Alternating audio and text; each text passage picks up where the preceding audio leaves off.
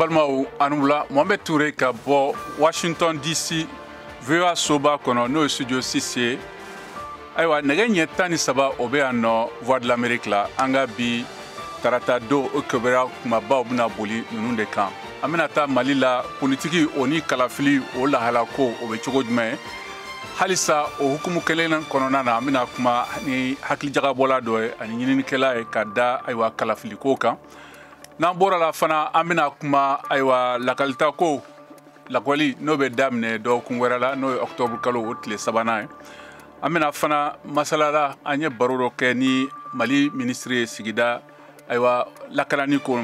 Mamadou Samake New York amina kuma oka ani Mali lakana o ministre so nyamro Lloyd Austin katama farafina gunka ka fara Amerique sanfɛ wasa blon o ka kokanko Jamakulu Nyamoro no ye Bob Menendez ale jarakila aywa namara ko ni yururu ko la ambeta fana Burkina Faso basabu ni kalo kles bisabana na obeke capitaine Ibrahim aywa Traoré ale ka sankele fangana ka fara anga bi farikolo nyeneje kunafuni ka Bob Mako Chaka Traoré bolo olu de bina ke bi anga kunafuni kuma bawo ka lasaw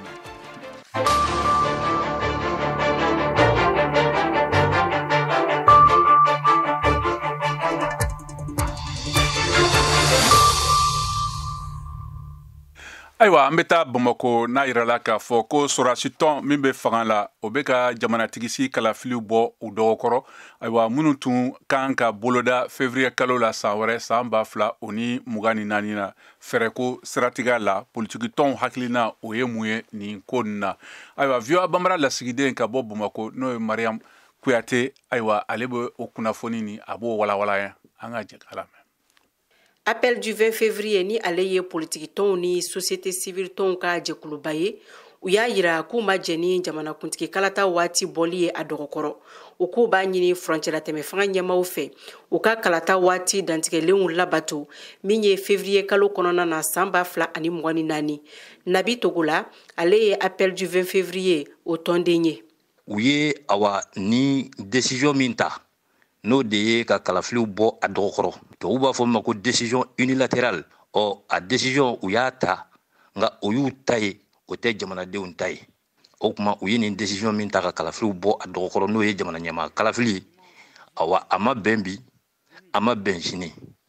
u ye kun minnu di nin ye nin tɛ kun ye wa anw tɛ se ka ninnu jate kun ye bilen u ye référendum kɛ nin kun ninnu kun bɛ yen nka a waati dama maga la nga jamana ɲɛmaa kalafili o waati tɛnwuni awa u bɛ sɔrɔ ka bɔ ni nin bɔsira ninnu ye an kɔni bɛ sɔrɔsigɛ dɔ baaratigi min ye o ye ka lakana de sabati ye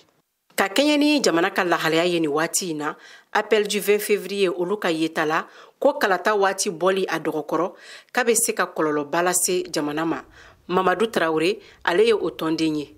n'an ma kalataw kɛ a dɔgɔ la ka kɛ sababu ye ka an bɔ nin ko nin kɔnɔ a bɛ kɛ kɔlɔlɔba ye jamanadenw ma ka d'a kan jamana yɛrɛ degunnen don bi kosɛbɛ n'a fɔra ko anw yɛrɛ taabolo ka kɛ sababu ye ka sanction wɛrɛ ta k'o jagoya an kan malidenw miiri kan ka k'u la ten sɛgɛn fanga bonyana ko caman gɛlɛya b'an kan Mali kanu kosɔn bɛɛ kɛlen don k'i muɲu nka a kan ka kɛ autorité de ka baara ye bi ka se ka nin gɛlɛya ninnu k'o kunbɛn o kana se ka bin malidenw kan N'i y'a jateminɛ hakilina min talen filɛ frontière tɛmɛ fanga ɲɛmaw fɛ ni ka kalata waati bɔ a dɔgɔkɔrɔ politiki tɔn jɛkulu fanba ni hakilina in ma kɛ o fɛla ye majorité fara opposition kan Num Togo parti USR ɲɛma don minnu bɛ frontière tɛmɛ fanga jukɔrɔma don an ye ɲɔgɔn ye a ma tɛmɛ kalo 2 kan o kalo 2 na o tun kan ka segin ka na hakilina fɔ an ye ko nin gouvernement bɛ kuma an t'a dɔn ni nin ye gouvernement ka kuma lase cogo ye ni o sigila o ni ɲɔgɔn cɛ ka kuma ka bɛn a kan ni nin y'a fɔcogo n'a fɔcogo kɛra bonyama sɔrɔ a kɔnɔna na bi olu ko k'a bɔra ma waati damani dɔrɔn o waati damani min ye tile joli kalo joli don san joli don mais n'i y'a ɲini k'a fɔ i bɛ nin ko ɲɔgɔn kɛ i ni aizi mɔgɔ bɛ sigi ka kuma i ni parti politique bɛ sigi ka kuma an bɛ sɔrɔ ka bɛn ka waati dɔ di a bɔra nin la a bɛ na se nin ma mais n'i ye waati bɔ n ka ta ka sɔrɔ i ma waati wɛrɛ fɔ a bɛ gɛlɛya kɛ a bɛ hakili a bɛ miiriya jugu don mɔgɔ kunna jamanakuntigi kalataw tun kan ka daminɛ février kalo tile 4 ka taa kuncɛ a tile 18 na a bɔlen a dɔgɔkɔrɔ waati kɛrɛnkɛrɛnnen ma fɔ fɔlɔ jamana marabagaw fɛ. Mariam Kuyate ka laseli do ka bɔ Bamako, VOA Bambara tɔgɔ la. Halisa o nasira kelen na kunu septembre kalo o tile 25 na san 2023 kunnafoni di sɛbɛn dɔ kɔnɔ Mali fanga ka kumalasela n'o ye colonel Abdoulaye Maiga ale y'a jira ko ayiwa kalata o bɛna bila ko dɔɔni ani ka a jira ko fanga bɛna fɔlɔ ka jamanatigisi kalafiliw labɛn ko bɛna kɛ laseli wɛrɛw la. Sumaila La n'o ye ɲininikɛla ni karamɔgɔ do ka bɔ Bamako sariya kalanso la ale bɛ nin ko kelenw sɛgɛsɛgɛ. Ayiwa VOA Bambara kunnafoni dila Modibo Dambele ka kuma baran na an ka lamɛn. An tun sigilen don n'a ye k'a fɔ ko bɛ ka taa cogo min na élection tun kɛli ka gɛlɛn. Gouvernement ye gafe min bɔ a ka fɛla fɔ élection reporteli kan n'an y'a kalan an bɛ faamuyali kɛ dɔw la mais an tɛ faamuyali kɛ dɔw la. An tɛ faamuyali kɛ min na o ye k'a fɔ ko élection tɛ se ka kɛ parce que carte biométrique olu accès tɛ gouvernement bolo tugun. Donc an tɛ se k'o yɔrɔnin faamuya parce que gouvernement tun bɔra k'a fɔ hakili jiginyana nin y'a pratiquement san kelen ɲɔgɔnna ye k'a fɔ ko carte biométrique ninnu base de données n'o yɛrɛ avec qui est ko bulu bolo ko Mali ka souveraineté ba a kan. Donc n'u bɔra ka kuma wɛrɛ fɔ min n'o tɛ kelen ye bi o bɛ an jigila misɛnya dɔɔni o b'a yira k'a fɔ tiɲɛ ma fɔ an ye yɔrɔ la. Maintenant an bɛɛ tun sigilen don n'a ye k'a fɔ kɔni ko élection tun kɛli ka gɛlɛn communiqué tun bɛ se ka dan k'a fɔ dɔrɔn bi jamana bɛ lahara min na binkanni minnu bɛ yen nɔ kɛlɛ minnu bɛ yen nɔ o t'a to bi an ka taa élection na nin wagati in na. Donc a tun bɛ se k'a fɔ an bɛ élection reporter ni kalo damadɔni ye dɔrɔn an tun b'o faamuya. Wagati ma fɔ wagati min na kalata bɛna kɛ wagati min kɔnɔna la k'a sɔrɔ an dun y'a ye nin y'a kalo 2 ye gouvernement ni parti politique ye ɲɔgɔn ye. E ye faamuyali jumɛn sɔrɔ ko la? Hakili jiginna gafe in yan'a ka bɔ ya gouvernement ye parti politique dɔw wele bɛɛ ma sɔn ka taa dɔw taara dɔw ko u ye u fɛla fɔ dɔw ko ka élection reportée de 18 mois mɔgɔ wɛrɛw tun bɛ olu ma sɔn donc u ko k'u bɛ yɛlɛ ka kuma kɛ u ni ɲɔgɔn cɛ u bɛ segin ka na min tun bɛ ɲɛ u tun ka parti politique wele ka na fɔlɔ n'olu ka bɛnfɛn dɔ la ka jamanaden tɔw bɔ u bɛnna bɛnkan min tun bɛ kɛ o la da jamanaden tɔw tulo kan o de tun bɛ ɲɛ a ko la ani mɔgɔ caman b'a fɔ bi ko référendum kɛra ni référendum kɛra normalement tun kan ka se ka taa élection na mais contexte falenna on va dire entre référendum kɛra sisan wagati min na ani sisan cɛ fɛn caman falenna donc o n'an y'o ta k'a lajɛ an bɛ se k'a fɔ ko bi u bɛ se k'a fɔ k'u bɛ élection reporter maintenant min ka gɛlɛn a bɛna reporter ka taa fo wagati jumɛn fo bɛnkan kɛ o wagati la u man k'u sigi ko o décider u yɛrɛ kelen u kan ka parti politique bɛɛ fara ɲɔgɔn kan ka société civile fara ɲɔgɔn kan ka force vive bɛɛ fara ɲɔgɔn kan ka bɛn ko dɔ la o b'a to ko mankan bɛ dɔgɔya o b'a to mɔgɔ minnu ma sɔn olu bɛ faamuyali sɔrɔ a la a b'a to u ye baga minnu ta u b'o bagaw bɛɛ bila kɛrɛfɛ. Kow bɛna jamana ɲɛmɔgɔ kalafili dɔrɔn de ye o de bɛna kɛ fɔlɔ wasadenw ka kalafili ye ko o bɛ bila kɔfɛla la e ye faamuyali jumɛn sɔrɔ o hakilila fana la? A mɛnna an b'a fɔ ko transition bɛ sen min kan a tɛ se ka nin élection ninnu bɛɛ kɛ min ye député ka élection ye ani communal o tun bɛ kɛ yanni président sigi cɛ o tun bɛ na ni gɛlɛyaba de ye kɔfɛ parce que président min tun bɛ na kɔfɛ certitude tun t'an bolo ou bien ale yɛrɛ bolo k'a fɔ k'a tun bɛ se ka majorité sɔrɔ a ka jama tun bɛ caya député bulon na ou bien a ka jama tun bɛ caya maire la donc o tun bɛ sɔn ka na ni degunba de ye jamana marali la kɔfɛ k'a fɔ bi ko u bɛ na président sigi dɔrɔn de kɛ ni président n'a ka équipe olu bɛ na élection tɔw kɛ an bolo o ye ko ɲɛnɛmanba de ye. Ayiwa halisa Bamako a yirala k'a fɔ ko Mali jamana fan o ka kalansiraso ayiwa lakali ɲɛmɔgɔw olu ka ani bangebagaw u bɛ ɲɔgɔn ɲɛla walasa ka san 2023 ani san 2024 ayiwa l'école kalanko o ɲɛ. VOA Bambara lasigiden ka bɔ Bamako Abibatu Traoré ale b'a a walawala an ka lamɛn. Mali gouvernement ka fara kapu ɲɛmaw lakɔli ɲɛmaw ani lakɔliden somaw bɛɛ wuli ka jɔ la walasa ka ɲinan kalanko sinsin walasa ka kunnafoni wɛrɛw sɔrɔ a ko kan maa dɔw ye jaabi di an ma madame Kone Dedoué Mahamane Traoré ale ye académie d'enseignement de la rive droite ɲɛmaa ye ani Daba Traoré ale ye chef de division ye. Les préparatifs se font à des niveaux. D'abord, au niveau du cabinet. Il faut que le ministre, qui est le premier responsable de l'éducation, fasse une rencontre avec toutes les académies pour donner des instructions. Afolo, kalango ministri ka lajɛw kɛlen ni académiw bɛɛ ye walasa ka cikanw di wa a sinsinnen bɛ o kan fana. Ni lajɛ in kɛra yan Bamako kinifɛ kalanso kɔnɔ ka tugu cikanw kɔ an ye lajɛ fɔlɔ kɛ ni DCAPw ye ni maires ye kɔfɛ ni tɔnkuluw ye o dakun filanan fana bɛ kɛ ni nin lajɛ in ɲɔgɔn ye walasa ka cikan kelen di kalanden somaw ani kɛrɛnkɛrɛnnenya la lakɔlitigiw. Les maires et ensuite les syndicats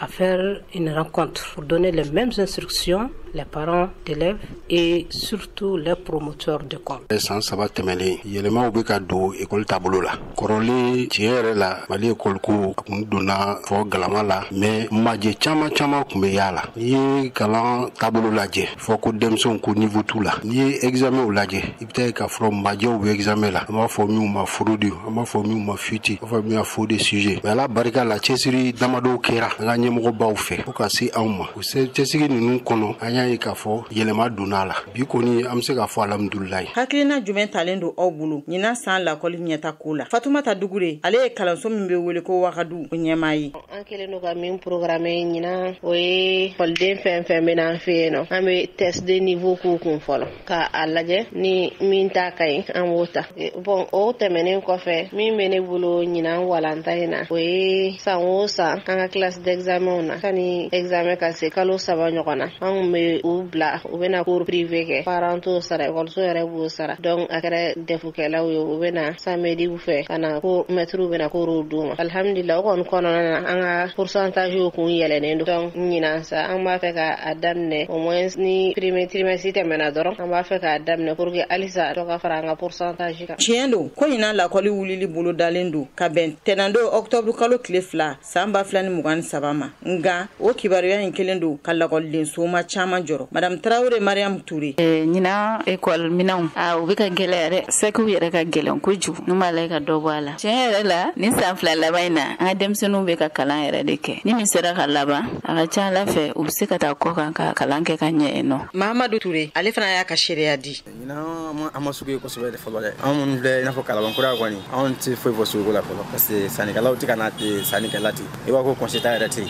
o kɛlen k'an kɔnɔ ka dɔɔni bon an y'a ye fɛnw gɛlɛya kojugu tɛ dɛ mais a bɛ n'a fɔ wari de fana tɛ mɔgɔw bolo yɛrɛ de. Denmisɛnw ni sifinnakaw ka siniɲɛsigi kama jamana kalanko man kan ka t'u kɔ Abiba Nango Traoré VOA Bambara Bamakɔ. Kɔsan na duniya kɛlɛya tɔn ka tɔn b'a ka san o san lajɛrɛ senfɛ n'o ye hɛrɛ bɛnkan o ni danbe ye dugukolo kɛnɛma kan o kadiri kɔnɔna na an ye sababu kɛrɛnkɛrɛn dɔ sɔrɔ ka kuma ni ayiwa Mali sigida lakanani o minisiri n'o ye Mamadu Samake k'o ɲininka n'o ye saniya o ni yiriwali sabatili la Mali la masalala ni VOA Bambara kunnafonidiya Kayatu Traoré an ka jɛ k'u lamɛn. Bibi na jamana minnu développé la olu développé mun de kan olu bɛ développé la pétrole de kan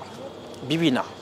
Amérique o France o Japon o olu jamana Russie o jamana ba fɛn fɛn bɛ bi olu bɛ ka jamana baya sigila pétrole a fɔ ma pétrole consommation de kan pétrole bɛ fɛn bɛɛ kɛ pétrole bɛ usine lamunumunu olu bɛ mobile lamunumunu olu bɛ avion lamunumunu donc pétrole bɛ fɛn bɛɛ kɛ pétrole bɛ fiɲɛ jugu fili ni ye mobile boli fiɲɛ bɛ bɔ mobile fɛ o gaz in olu man ɲi usine bɛ o kelen kɛ donc pétrole bɛ jenini min bɛ kɛ o fili min bɛ kɛ fiɲɛ fɛ o de man ɲi o de kɔlɔlɔ ka bon an ka sigida yɛrɛ ma. Ni y'o lajɛ diɲɛlatigɛ mobili kɔrɔ bɛɛ kɛ bɛ ka ɲɔgɔn sɔrɔ Mali jamana kɔnɔna na aw bɛ n'o ko o labila cogo jumɛn? O de kama politique kan ka sigi sen kan walasa mobili kɔrɔ donni jamana kɔnɔ caman ka bɔ o la parce que mobili bɛ kɔrɔ n'i y'a ye tubabu bɛ u ka mobili kɔrɔ don a t'an fɛ kun de b'a la o parce que n'a kɔrɔla dɔrɔn a sisi a yɛrɛ b'a dɔn ni mobili kɔrɔ sisi a bɛ sisi bɔ kosɛbɛ moteur mana sɛgɛn dɔrɔn a bɛ sisi bɔ donc a bɛ sigida a ɲɛnɛkili de n'i y'a gaz yɛrɛ sama a bɛ mɔgɔ bana donc n'i y'a ye tubabu b'a b'u fɛ yan nɔ a bɛ o kɛ a tɛ dan mɔgɔ de banali ma a ka jugu yiriw ma a ka jugu fɛn bɛɛ ma donc o de kama pétrole yɛrɛ de consommation caman kan ka b'o la bibi na diɲɛ bɛɛ bɛnn'o kan an ka pétrole an ka caman ba bɔ o la dɔɔni dɔɔni a tɛ se ka jɔ tile kelen parce que fɛn ma sɔrɔ min b'a nɔ bila kudayi mais dɔɔni dɔɔni fɛnw bɛ yen bi minnu bɛ se ka caman bɔ a la o de a fɔ ma ko transition énergétique ka bɔ pétrole kan dɔɔni dɔɔni ka taa énergie wɛrɛw la a bɛ komi énergie solaire ka tile bayɛlɛma ka kɛ courant ye ka tile bayɛlɛma ka kɛ fɛn wɛrɛw ye batterie ni fɛnw na donc o bɛ sen na fiɲɛ fɛnɛ bɛ énergie di donc a fɔ ma ko hydrogène liquide o fɛnɛ ye énergie dɔ ye a fɔ ma ko lithium o ye énergie kuraw ye ou bien a fɔ ma ko énergie verte nka o énergie ninnu consommation machine minnu bɛ o énergie ninnu utiliser n'i ko bɛ mobili courant mobili san mobili électrique ale da ka gɛlɛn ni mobili bɛ gasoil consommer ou bien essence consommer donc tubabu bɛ se ka a se bɛ olu ye mais a se tɛ an ye fɔlɔ donc tubabu bɛ fɛ bɛɛ ka taa o énergie kura ninnu de fan na o dun musakaw de bɛ a la donc an ko u ma baasi t'a la an sɔnna a ma nka aw ye pétrole de utiliser walasa a ka se nin hakɛ la bi bi in na aw tɛ fɛ an ka pétrole utiliser aw bɛ fɛ an ka tɛmɛ énergie kuraw la o dun musakaw ka bon ni pétrole ye donc a b'an dɛmɛ an ka musakaw ta n'an y'an dɛmɛ an ka musakaw ta baasi t'a la an bɛɛ bɛ taa o énergie kuraw fana. ɲininkali laban o ye min ye Bamakɔ ɲamankun n bɛna o ɲininkali sɛmɛ i la o kɛlen bɛ kungoba de ye an bɛ don min na i ko bi Bamakɔkaw bolo bɛɛ bɛ kuma la ɲamantonba ninnu u bilayɔrɔ ko ani u cɛyɔrɔ ko e ka cakɛda kɛlen bɛ aw bɛ baara fasɔn jumɛn de la aw baara jumɛn de bolodalen don aw bolo yaasa ka lafiya lase sigidala mɔgɔw ma o ɲamanko ninnu na. Tarawele Muso ye kumaba fɔ nin ye parce que Bamakɔ ɲamanko Bamakɔ ka bɛ kunkanko de bi bi in na Bamakɔ dɔrɔn yɛrɛ tɛ Bamakɔ au-delà de Bamakɔ Mali ville tɔw la o problème kelen n'an ma disposition ta problème bɛ kɛra Bamakɔ min bɛ Bamakɔ bi a bɛ se dugu tɔw ma donc o de kama bi bi in na an bɛ ka baara kɛ taabolo dɔ kan a fɔ o ma ko schéma de gestion des déchets solides de Bamako o ye taabolo kura de ye ministre de l'environnement bɛ ka o sigi sen kan mɔgɔ mɔgɔ da bɛ ɲamanko kuma la ministre d'État ministre de l'administration territoriale b'a la mairie b'a la comment on appelle ça, service technique ou la direction de l'assainissement, la DSUVA, la direction de la voirie. Il y a une gestion d'urgence. Donc, il y a une décharge de transit, tel que l'a fait beaucoup, il y a nous, CFP, nous fait nous, ou manafa, ambe mangame wuli, waran dobini, dobe chakabwala, ambe kalof la kalo sabakono, nyamam na tunu kafa, ambe wuli ka bulbul ka dobala tukuni. Donc, on fait d'abord aux gestion de kono, gestion d'urgence de kono. Ka tableau sigi senga, munu bato, munu kaka nyaman chakabui, be bika bara don, be bika bara ka kumana, mwote tawanyon senga, e nyaman be cha chekumana fene, mwom kanga minge oboke. Nga obudamne depuis anga du kono.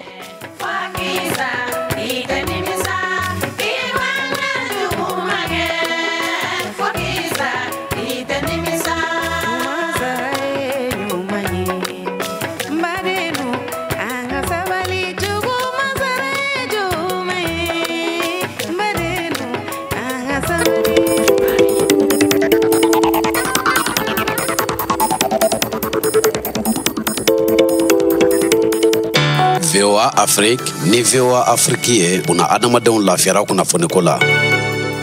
Malikura o bɛ senna hali bi an bɛ sɔrɔ fiɲɛ turukala 102 sanfɛ Bamako a n'a lamini na an bɛ sɔrɔ fana Tomiɲa radio parisien ka fiɲɛ turukala 90 o ni tomi segi kan an bɛ sɔrɔ fana bɔlɔlɔ sira fɛ www.voabambara.com walima a bɛ sɔrɔ ayiwa fiɲɛ sira fɛ n'o ye Facebook ye VOA Bambara page kan. Halisa a bɛ Malikura de jamukan kɛnɛ kan ka bɔ Washington DC VOA soba kɔnɔ sisan an bɛ segin ka na an ka kunnafoni yɔrɔ ma a yirala k'a fɔ ko Amérique jamana o lakana minisiriso ɲɛmɔgɔ n'o ye Lloyd Austin ale bɛ taamara farafina gun na a sera Kenya jamana la tɛnɛndon walasa ka kuma ni lafasalitɔn ye lakana ani jatigɛ wale kɛlɛli kan VOA Bambara kunnafonidila Mariam Traoré ale b'a kunnafoni ɲɛfɔ an ɲɛna an k'a lamɛn. Ameriki jamana ka lakana ciladen Lloyd Austin ani ka fara Kenyakaw ka ministri ka min sigilen don u ka jamana lakana ko kunna Aden Dol ye u bolonɔbila gafe dɔ la Nairobi. Nin bɛnkan in bolonɔbila la jamana fila ninnu ni ɲɔgɔn cɛ min bɛ tali kɛ lakana ko kunna n'a ka yan ka to senna ka se san 5 ma. A bɛnna waati ma tuma min na kɛlɛ ganiba don farafina kɔrɔnfɛnfan jamanaw kan min bɛ u ni jɛkulu maramafɛntigiw ni ɲɔgɔn cɛ n'o bɛ wele ko Al-Shabaab ni o ye Al-Qaida olu ka bolofara dɔ ye minnu ka dangarili ɲɔɲalen don ni waati in na. Yana ki kodo kabo Nairobi, Monsieur Austin. And we urge others in the international community to follow Kenya's great example. Aye foli kɛrɛnkɛrɛnnen bila ka taa Ameriki jamana ka lakana finitigiw ma minnu bɛ Limoni ni o filɛ nin ye Djibouti Karido. Austin aye foli kɛrɛnkɛrɛnnen kɛ ka taa Somali jamana finitigiw ma ka kɛ n'u ka wulikajɔ fanga bonyali ye walasa ka se k'u kɔgɔ da Al-Shabaab o jihadi jɛkulumaw kɔgɔ la. A y'a fara kan o senfɛ ko jihadi jɛkulumaw bɛ se hali bi ka dɔ fara jatigɛwale kan u ka jamana marabolo dɔw kan yɔrɔ minnu na ni jamana ɲɛmɔgɔw ka mara tɛ. Austin ye foli kɛ fɛnɛ ka taa Somali jamana ɲɛmɔgɔ ma Hassan Sheikh Mohammed Djibouti Djibuti Karidou. I had the opportunity to talk with the president of Somalia just yesterday. Min kɛra ka taama siɲɛ fɔlɔ ye ka taa farafina gun kan I n'a fɔ Ameriki jamana ka lakana o ministiri ka kɔn o ɲɛ. Austin tun ye kumaɲɔgɔnya kɛ n'u ka jamanatigi ani ka fara u ka ministiri min sigilen don jamana lakana ko kunna. Djibouti foli a y'o kɛ ka ɲɛsin u ma ka sabu kɛ k'u ye Ameriki jamana finitigiw ka lakana dagayɔrɔw bisimila u ka jamana kɔnɔ ani ka fara Somali jamanadenw olu dɛmɛli kan u ka wulikajɔ la walasa ka se ka jadi kɛlɛ. Nasira wɛrɛw fɛ Ameriki jamana ka ɲɛmɔgɔyaso min sigilen don lakana ko kunna y'a sɛbɛnciya fɛnɛ ka fɔ ko États-Unis ka jateminɛluw ma Rusula kɛnyɛrɛye kɛlɛbolo Wagner olu ka tagali ka bɔ u ka jamana kan jateminɛ. Wagner ka kɛlɛbolo ɲɛmɔgɔ o fagalen kɔfɛ kalo tɛmɛlen ko Wagner ka wulikajɔ baaraw yelen don hali bi farafina gunkana la. Monsieur Austin a ye nin fɔ min kɛra Karidou kunnafoni sɛnsɛnnaw ɲɛkɔrɔ Djibouti a ko The United States stands ready to support that mission by providing robust financial and logistical assistance. N hakili la aw bena min ye don nataw la o bena sɔn ka kɛ fadenya ɲɔgɔndan sira dɔw ye kuluw ni ɲɔgɔn cɛ walasa ka se ka dɔn jɔn de bena ɲɛmɔgɔya sɔrɔ. Austin a ye min fɔ ka fara a ka kumakanw kan. Nin tun ye VOA ka kunnafoni sɛnsɛnna Harun Muraf ani Mohamed Ould Hassan ka laseliw ye a ba yɛlɛmana ka lase aw ma VOA Bambara tɔgɔ la Mariam Traoré fɛ. Aw de bɛ kunnafoni mɔlen sɛnsɛnnen di anw ma bamanankan na. VOA Afrique filɛ nin ye 102 fiɲɛ sira kan Bamako Mali la. Halisa Amerik jamana na wasablon na wasaden Bob Menendez n'o ye sanfɛ wasablon Sena o ka kokan ko jamakulu ɲɛmɔgɔ a y'a ka jalaki sɔsɔ ayiwa tɛnɛndo ka da kan k'a ye namara kɛ jamana sariyaso kiritigɛlaw ka kuma fɛ min ɲɛsilen bɛ Egypte jamana ma a banna ka walan sɛmɛ VOA Bambara kunnafonidila Kayatu Traoré bɛ a kunnafoni lakalaw ye an k'an lamɛn.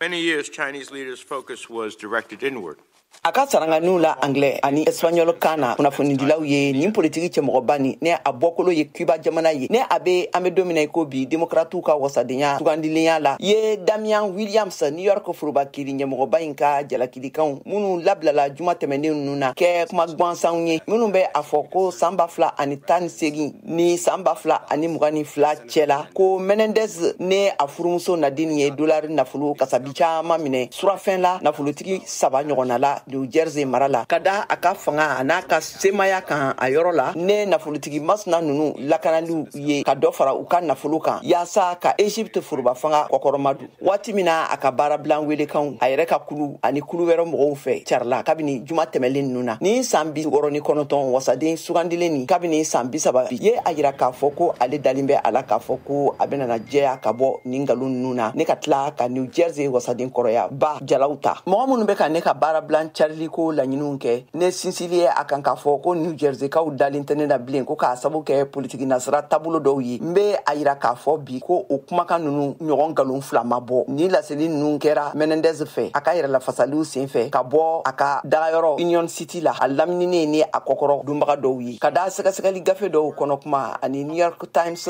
ka kunnafoniw latilenenw kan FBI l'Ameriki foroba polisi soba ye dolari 500 nafolomugu jɛlen ani sanu kilo 3 ɲɔgɔnna de bɔ Menendez ka so kɔnɔna na u ka sɛgɛsɛgɛliw sen fɛ juin kalo san 2022 waati la. I recognize this will be the biggest fight yet. But as I have stated throughout this whole process, kabini san 30 ɲɔgɔnna ne ye n ka nafolo bɔ banki kɔnɔna na k'a bila n ka so kɔnɔ ka da ne ni n ka denbaya ka fɛnw minɛli kan Cuba jamana fɛ Menendez ka fɔ la a ka jalakili kɔfɛ kiiri fɛ k'a fɔ ko a ye dɛmɛ don Egypte foroba fanga ma teriya sira bɛ min ni l'Ameriki foroba fanga ni ɲɔgɔn cɛla la kɛrɛnkɛrɛnnenya la maramafɛnw o feereliw siraw kan démocrates ka nin wasaden ye hakilina jigin kɛ k'a fɔ ko ale ye wele bila Egypte jamanakuntigi Abdel Fattah al-Sisi ma dankariliw la adamadenya hakɛw kan ani bagamɔgɔma minɛw k'u don kaso la ani kanabila dankariliw la a ka jamana kɔnɔna la kan. Approximately $150,000. Ayiwa sisan an bɛ taa Burkina Faso ni septembre kalo o tile 30 na Capitaine Ibrahim Traoré ale bɛna san 1 sɔrɔ fanga na fanga dafiri wuliko ɲɛminɛni na Burkina Faso VOA Bambara lasigiden ka bɔ Wagadugu Kada Traoré ale bɛ a ɲɛfɔ an k'a lamɛn. MPSR faso kanu jɛnkulu min be ka fɛnw lankana ani ka kow segi o cogo kɔrɔ la. Nin ye sorodasi dɔw ka fara ɲɔgɔn ka jɛnkulu ye min labɛnna ka bɔ lieutenant colonel Paul Henri Sandaogo Damiba fɛ janvier kalo tile 31 san 2022 tɛmɛni capitaine Ibrahim Traoré ale fɛnɛ nana ka Henri Sandaogo Damiba ɲɔnti ka bɔ ye ka sigi fanga kunna ka u tɔgɔ la MPSRD. Sibirilon septembre kalo tile 30 min nana a bɛna kɛ san 1 ye n'a sɔrɔla capitaine Ibrahim Traoré ale kɔni bɛ Burkina Faso lakaw marara. Ni ka se ka lankana ko sabati faso kɔnɔ an bɛ se ka mun le faamu ka taa lankanabaliya kɛlɛ la surafɛndumu kɛlɛ ani jamana yɛrɛ taabolo ɲuman. Seydou Traoré ale ye kɛrɛ ye baarakɛla dɔ ye ale ko kɔgɔmabɔ nana bilan man ɲi dɛ parce que o ma bɛn i bi kɔni a b'a fɛ ka baara kɛ a b'a fɛ ka dugu mara ka ɲɛ u t'a dɛmɛ n'a ko kutu a ma changer rien foyi ma changer déplacé bi nana Aliso n'ale ye sife lakan dɔ ye min sigilen do Bodo la so o ye faso jigi kura min dira. Bon olu yɛrɛ lu kan ka se ka bilan dɔ yira an b'a filɛ bilan chiffré filɛ mais o tɛ sera k'ale kɛ sigi bɛ digi bilan ɲɛnaman tɛ ka yira o ye jamana kanu don jamanadenw na u bɛ espérer k'a fɔ ko non ko an ka bibi na situation ko yɛlɛma bɛ se ka don a la ale kɔni ye fɛn ɲɛnama ye maintenant ka taa jamana la tanga ko fan fɛn bɛrɛ ma changer tan quoi sabula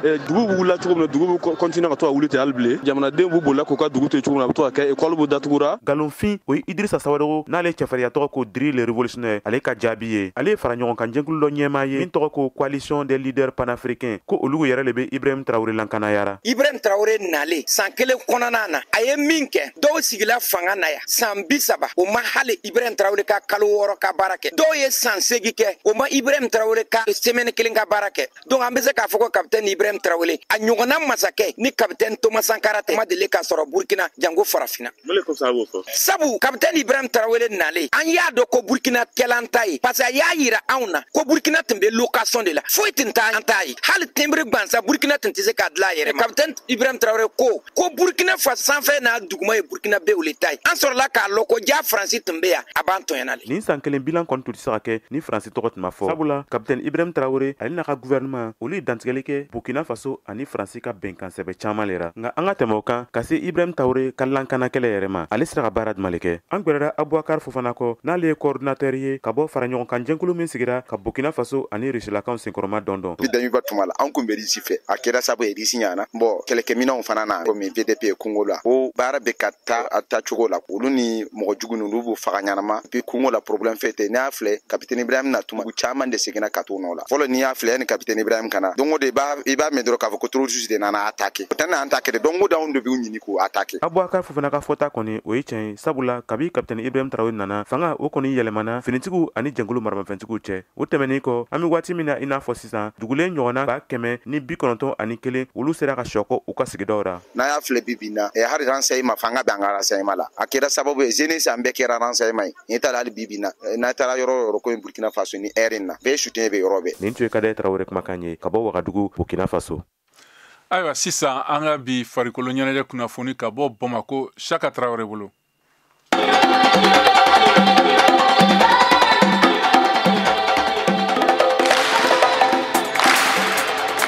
An bali bunagun kamali la Coupe du Mali ɲina san 2023 ɲɔgɔndanw daminɛna kunun tɛnɛ septembre kalo tile 5 u bɛ kuncɛ juma nata septembre kalo tile 9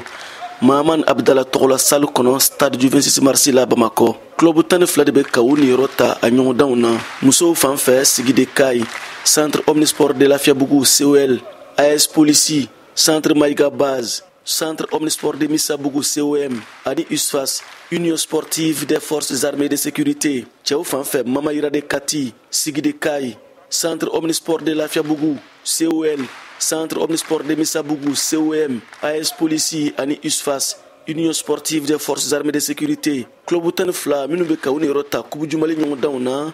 minnu ye sengola sɔrɔ ɲina saison 2023 championnat na olu don kabini ɲɔgɔndanw kɔni daminɛna kunun tɛnɛ u ɲagaɲaga ka bon kosɛbɛ kosɛbɛ a n'a degeli karamɔgɔw bɛɛ cɛsirilen don club 12 la saba bɔra jamana kɔnɔ champion ŋanaw ko don cɛw fan fɛ USFAS de kɛra a ye musow fan fɛ centre omnisport de Missabougou de kɛra a ye VOA Bambara tɔgɔ la Bamako Siaka Traoré kala sedi don. Nin bɛ dan sigi an ka bi jamukan na an ka foli b'an lamɛnbagaw bɛɛ ma Mali kɔnɔ ani Mali kɔ kan jamukan labɛnna balimakɛ Cheikh Thioro fɛ ne kɛrɛfɛ juru tun b'an balimakɛ Cornelius fɛ ni jamukan lasera ma ne yɛrɛ Mohamed Touré fɛ aw ni ce aw ka tulomajɔ la aw k'an bɛn don wɛrɛ la.